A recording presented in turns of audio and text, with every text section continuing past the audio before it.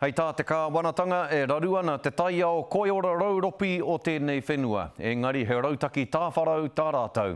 No te rā tonu nei, whakarewa hia ai e te minita i ngā take taiao e Kiri Tapu Allen, te rautaki taiao koiora rauropi a te kāwanatanga mo tēnei whenua. Ko te mana o te taia o te ingoa o tēnei rautaki. I te mautere o mana ia e whakatere ake ana i te rautaki nei. Nā reira me whakawhiti atu tātou ki tā tātou tute tōranga pū ki a te Ōkiwa McLean mo ngā whakamārama o te wā. Te Ōkiwa, tēnā, heha te iho matua o tēnei rautaki. Koe ia pū, koe nei rā te rautaki tuatahi kua ki te ara, te whakatōpūtanga mai o ngā tari kāwanatanga, ngā kaunihera arohe tai atu hoki ki ngā iwi mana whenua, e tutuki ai ngā hiahia o te katoa mo tēnei mea te taiao. Ko tā te rautaki nei he aro pū ki te whakamāwi ake i te huarahi whakamua i ngā tau toru tekau, engari tērā hoki te pae tata e wawata nei kia eke i te tau 2025. Heoi mātua rā ko te take matua i re waina ai te rautaki nei ki te mautere o te mana o kupe, i te mea he kirehe kore, he kirearea kore hoki o reira, he hua tērā o te whakatakoto mai i tētahi rautaki pae tawhiti, pēnei tonu i tēnei, i te rānei. Like with every good strategy, you've got to have an action plan, and looking around this place here is, I guess, your quintessential why.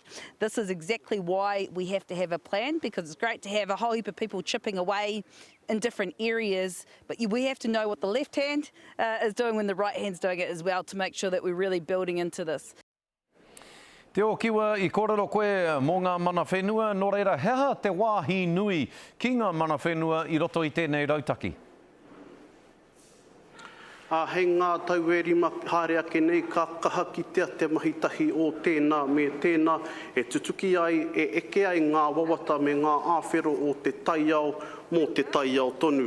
Heoi mō te iwi mana whenua o Ngāti Toa Rangatira, ko tā rātau he paupau, he maro tiritiri i o rātau nā tapu ai ki te rautaki nei, i nā rā kua roa ke rātau e whakarerea ana ki waho mō te āhuatanga kai tiakitanga o te mana o kupe, ko tā rātau hiahia ko te whakatipu mai ai tētahi toa taua taiao o Ngāti Toa Rangatira.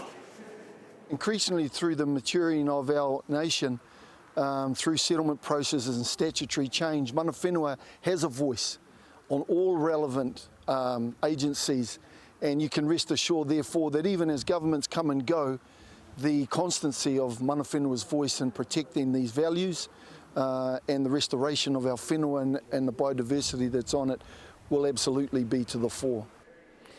Te Ōkiwa, nei taku pātai whakamutunga ki a koe, pēnei ana te pātai nei.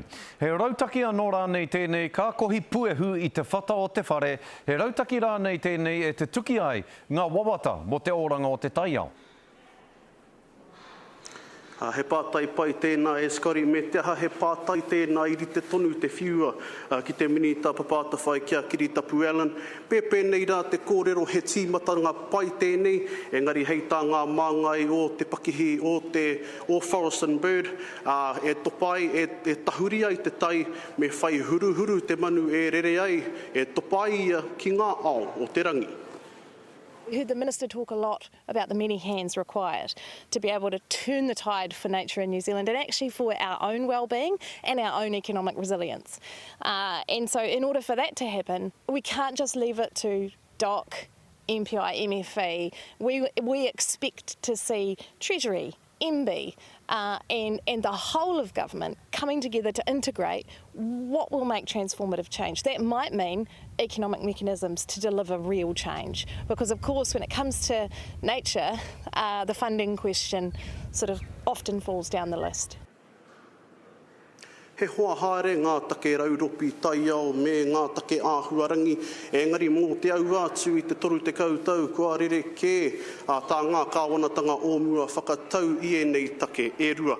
Nō reira e whakapono pau te kahana tēnei o ngā kāwanatanga ka tutuki ngā wawata me ngā moe o te taiao mō te katoa, engari māku e ki atu e skori, taroa ke tātou, ka kite.